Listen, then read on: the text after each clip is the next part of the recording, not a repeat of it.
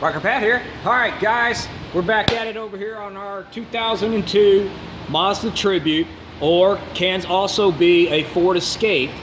Pulling the engine out, 3.0 V6, dropping it out the bottom. I'm going to continue showing you everything that I'm doing to get this thing apart so we can keep rocking and rolling and rolling and rocking over here and get this job in and out. All right, some of the things that you're going to see over here that I've got loose is one of the first things you need to do is get the drive belt off the car. Now it's a little difficult.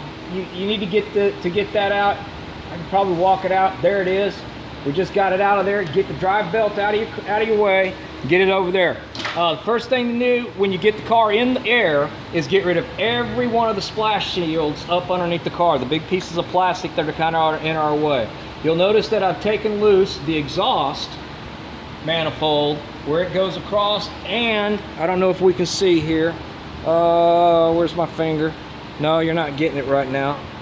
If you look right here is the oxygen sensor, the post bank 2 sensor 2 oxygen sensor. All right, we've got the AC compressor loose and gone. We've got our drive belt off. We have evacuated all of our Freon.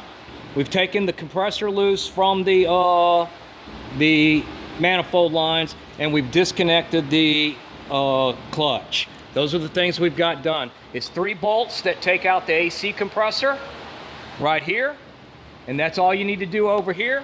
Let's swing you on a little bit further to the other side and see where we can get you lined up at on the next thing that needs to come loose. You need to take loose this clip right here from the oxygen sensor. It goes into this hole right here. I don't know if my finger's in the way or whatever, but it goes right into that hole, and you need to remove that clip with a clip tool. Now let's get you to the other side. I might be a little shaky. I might need to move the whole stand, but let's move you. I'll be gentle with you, gentlemen. Let's take a ride. All right, we're going to move over here to the driver's side of the car, and we're going to look at the things that need to come loose over here. The first thing you need to do is come up through here and unclip the oxygen sensor connector. It goes right here. You pull the oxygen sensor connector down. You don't really need to do it. Just get it unclipped because it's going to be in the way coming down past all this stuff. All right? So just get that disconnected. The next thing that needs to happen is this is the transmission cooler lines. You see I've got one here and one over here. You need to take those 2 loose. Right now I've got clamps on them. When I get ready to drop everything out, that's when I'll do the final on that. All right, that's all that needs to come loose on this corner of the front of the car right now. Okay, so let's go to the next thing that's going to happen. The next thing that you need to do is up here in our brake area. Okay, what we need to do, well, let me see, I want to make sure I got everything. All right, what we need to do is we need to first take off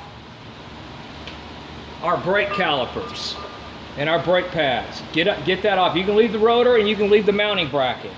Then here, we need to disconnect the 2 bolts that hold your spindle to your strut tower. I've got the, let me tilt you up.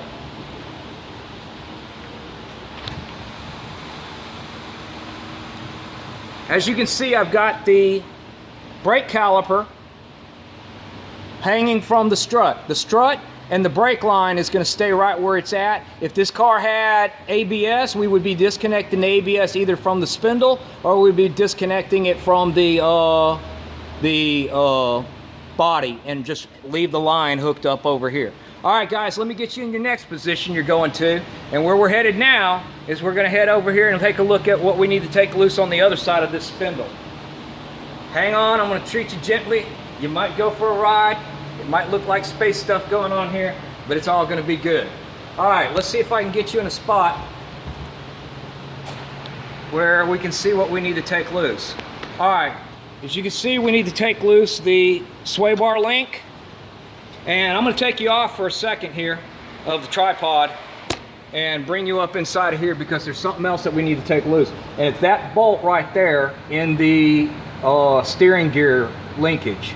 That's going to the steering wheel right there, and that's a pinch deal, and you need to take that bolt loose right there. You can see the the clamp. You see the hole right there? I don't know if I can point at it. Let's see. Right there. That one right there. You need to take that bolt loose, turn it so that the facing is this direction, and take that out. That way when we drop the subframe, we're dropping that pin at the same time. Now what's going to happen is, now that that is everything that we need to take loose from this car to drop this chassis down. Now what's going to happen is, I've got these 2 bolts that need to come loose. One here, identical on the other side. And right here, identical on the other side, okay? So what's gonna happen next, and then on the top, there's a transmission mount that attaches, if we can see it, I don't know if we're gonna be able to, let me see if I can get a picture of it. It's right there, and there's a bolt, the stud that goes up that direction, and we saw the bracket that comes off that. Now what I'm gonna do is, this is my homemade jig. The last time that it had a Lincoln engine on it, and I had casters on it, but I've kind of repurposed the casters, and this time it's just gonna sit flat. So what I'm gonna do, and like I said, everything on this side is done, the same stuff as far as the chassis goes. All right, what I'm gonna do is I'm gonna go ahead and reset again and get it ready to pull this thing out of there, and I'll let y'all see it come out. Y'all keep rocking and a rolling and a rolling and a rocking, and I'm gonna keep grinding it down. Talk to y'all next time.